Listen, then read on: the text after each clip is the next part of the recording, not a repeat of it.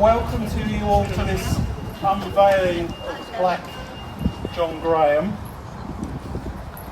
This is the 12th plaque that the Civic Society has installed to celebrate people in Harlow and their achievements. I say welcome to you all, to the trustees and friends of Harlow Art Trust, and members of the Civic Society. I'm very pleased that so many of you have been able to come today.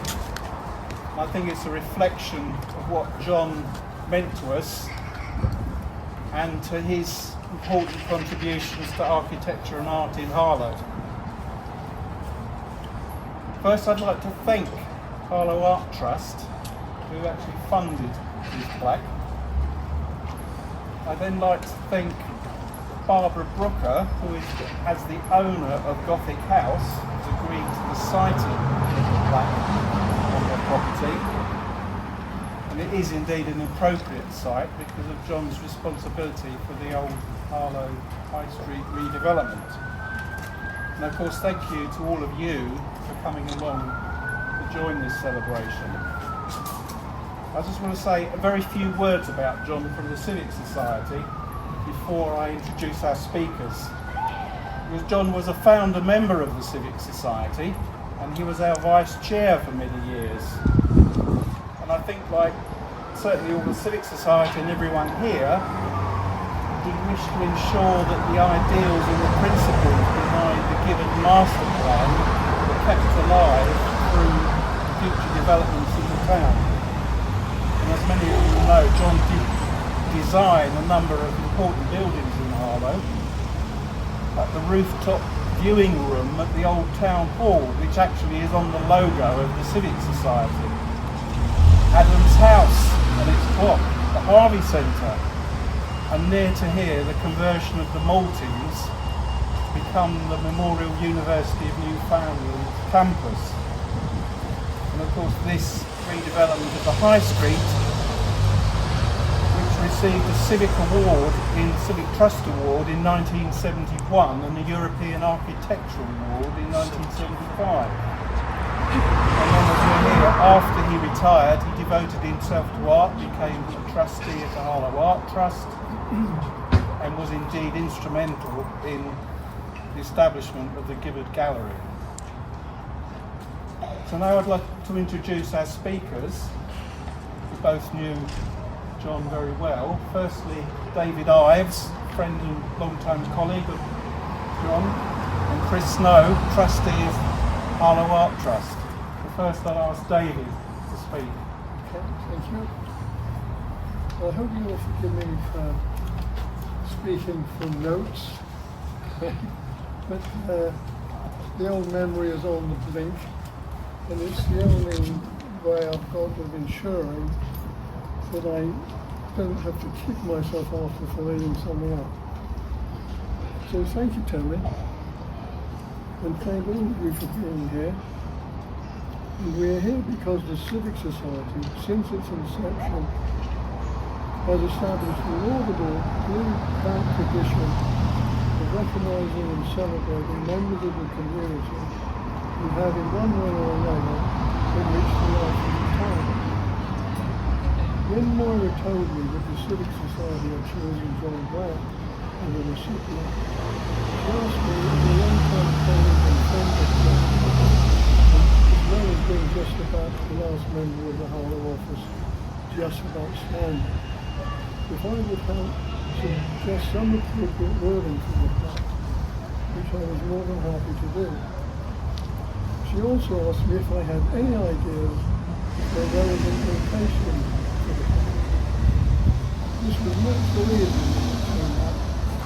Reconsider his house, the water garden, Harvey Centre, Market Square, all of which he was associated with, and which were eventually expanded for one reason or another. It was not until I began to consider the wording on the plaque that a possible answer came. I was reminded of the conversation I had with John after reading his book on the Kirk Senator for sale of Tales Through Culture. In the section of the book dealing with his life and work in Harlow, he describes the various contracts he was involved in. Among them was the redevelopment of Old Harlow, which he said he was continuously involved with over a 12-year period. As a matter of interest and comparison, the contract period for Liverpool Cathedral was about 5 years, and the Harlow Centre about 4 years. He said how the end result was widely acclaimed and how it received a Civic Trust Award in 1971, and in 1975 received one of only 20 European Architectural Heritage Awards. These are much sought after awards within the profession, and I asked John if the practice had gone to the considerable effort of submitting the redevelopment for these awards. Shouldn't we have in some way displayed the fact of our receiving them somewhere very prominent within the redevelopment? We agreed it was very remiss that we hadn't, but by then it was a little late. It was then that I saw the opportunity of citing John's Plaque in Old Harlow, relating to a contract he had been very closely associated with, perhaps more, certainly longer than any other, and incorporating the acknowledgement of the rules as part of it. From then on, with the help of Tom Lane, we arrived on the appropriate form of words and arranged it on the plan, which thank you, Tony, if you ever continue that. The final design also includes the Civic Society, whose idea it was, good idea, Civic Society, and the Arts Trust, for which John was a long-time member, and he generously paid for the plan, for which thank you very much.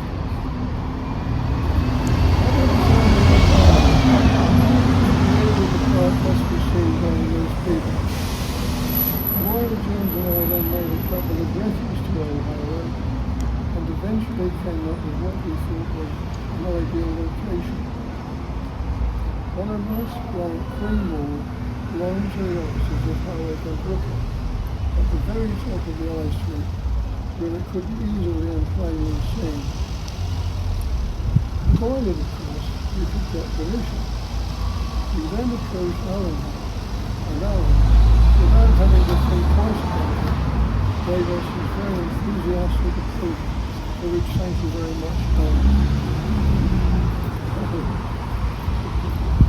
John, of course, was involved in other contracts as well as during the course of the whole development. But they very much needed a single, sensitive, supervising hand to hold all the pieces together. It was a series of small contracts, all rolled into one, involving not one client but many. Redevelopment of this kind encompasses new build, restoration, conservation, hard and soft landscaping, and, in the case of Old Harlow, extensive roadworks, the whole gamut of architectural and planning expertise. In the case of Old Harlow, there is absolutely no demolition. As John himself said, patience was the quality most needed. He knew what he was doing when he put John in charge. He possessed all the quiet qualities required. Tomorrow, the exhibition of John's paintings opens in the British Gallery. And if you attend, you will see the same innate qualities that John brought to his practice of architecture, displayed in his watercolours. The sensitivity which will include an assured lightness of touch, the quality so essential to that medium. And in John's case, the quality which extended to most areas of his life. It has been said that the light touch is a loving touch, and I think that very much applies to John. Thank you very much.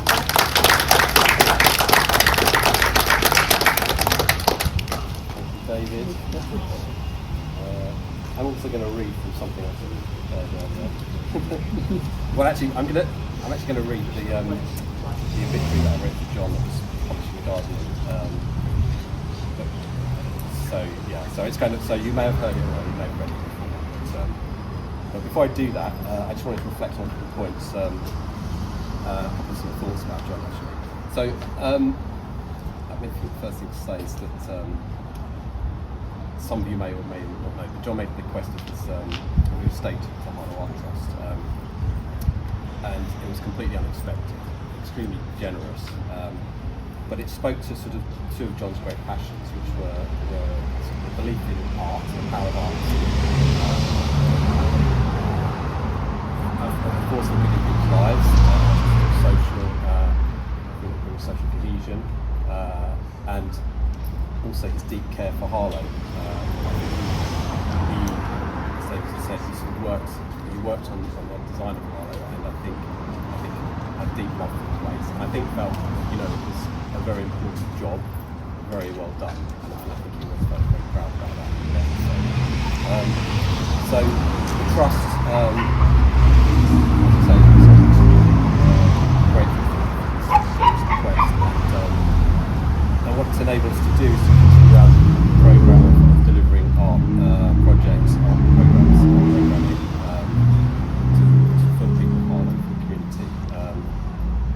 But not only that, it's gone a long way in securing the future of the sculpture collection, its care and potentially new commissions going forward. So I think John's legacy will certainly live on through many things, but not least through this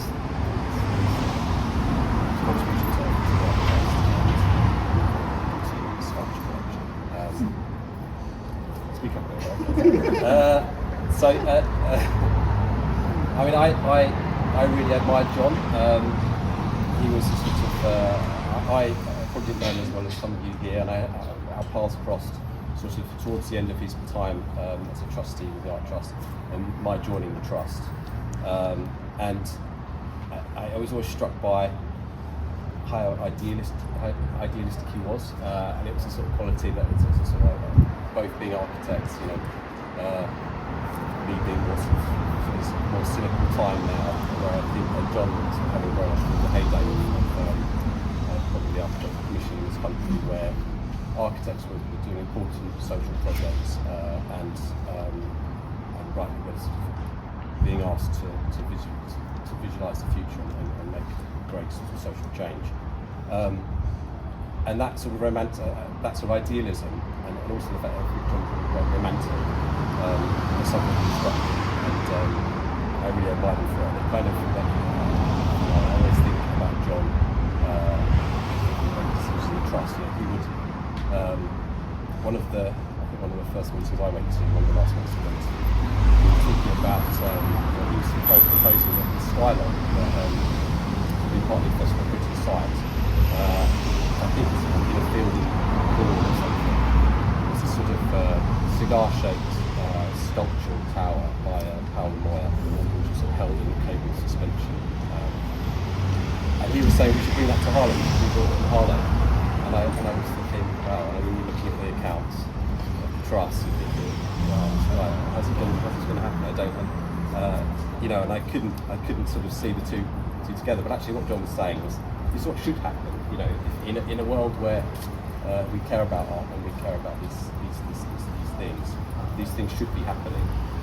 And so I always think of that now. I think when we work in the trust, it's not necessarily about what we can do or what we can do without the finances we have or what the possibilities in this world today. You think of John and you think about what should happen. It's a sort of touchstone. So I'm just going to read from the obituary that was published in the Guardian.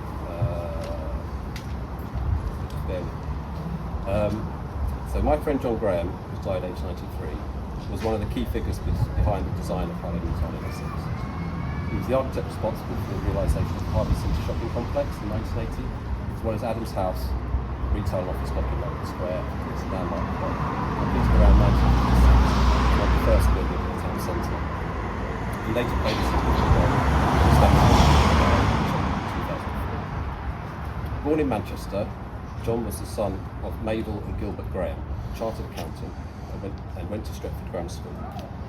Following service with the Royal Engineers from 1945 to 1948 in the Army of Occupation in Germany, he obtained a first-class degree in architecture from Manchester University, and in 1952 joined the Harlow Development Corporation. John was awarded the Rebus of the Royal Institute of Architects Rome Scholarship in Architecture in 1954. He spent his time in Italy making measured drawings of Roman tables. In 1956, he joined the Harlow office of Gibbard and Partners, Gibbard having drawn up the master plan for Harlow in 1947. John became a partner in 1965 and designed the mosaic clad rooftop view of Harlow Town Hall. Built in 1959 and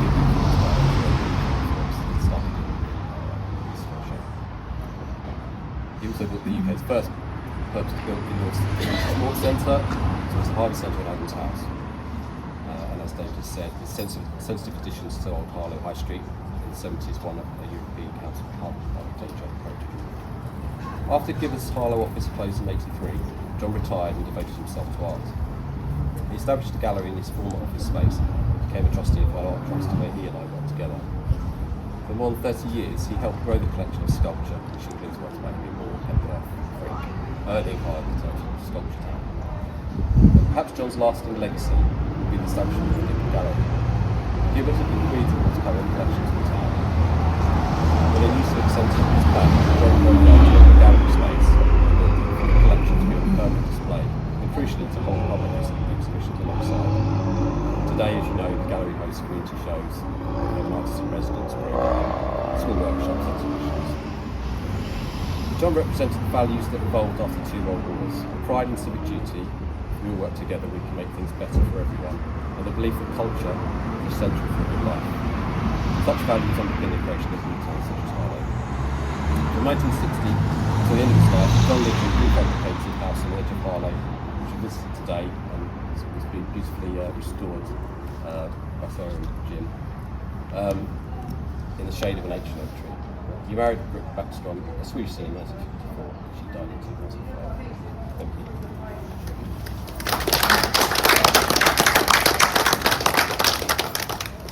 Thank you, David and Chris. And I'm going to ask David to do the formal unveiling. Just one thing. My first email I said that I asked him to do a few words. And that was September 6th, 2023. So here we are, just over 2 years later. Plaque finally on the wall.